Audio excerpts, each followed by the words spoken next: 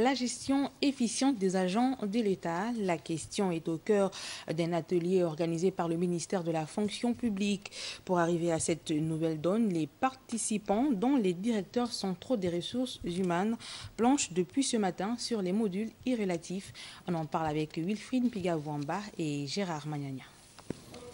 Passer d'une gestion administrative à une gestion dynamique des ressources humaines, la transformation de l'administration gabonaise, envisagée ici selon la vision des plus hautes autorités, est une réponse aux défis imposés par la modernisation. Pour relever ces défis, l'administration gabonaise est dans l'obligation de se transformer et de se réformer dans une démarche de mondialisation et de modernisation de l'action publique. Pour ce faire, elle doit cesser de considérer sa ressource humaine comme une véritable charge ou encore comme une variable d'ajustement. Performance, attractivité et compétitivité, ces différents termes traduisent l'efficacité recherchée, d'où cet atelier de validation des outils de gestion des ressources humaines.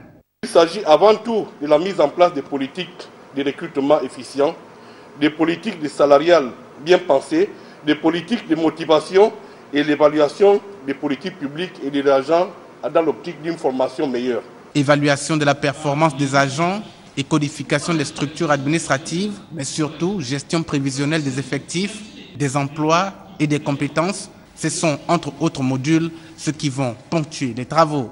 Nous allons nous atteler pendant ces 2 journées à expliquer, à proposer des outils que nous allons ensemble, de façon consensuelle, valider et adopter.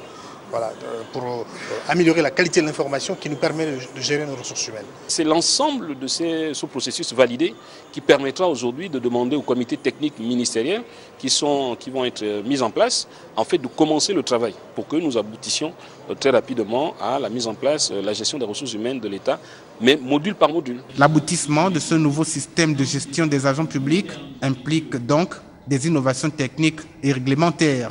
L'analyse de la question de l'opérationnalisation de l'avancement au mérite, alternative de l'avancement automatique, en fait partie.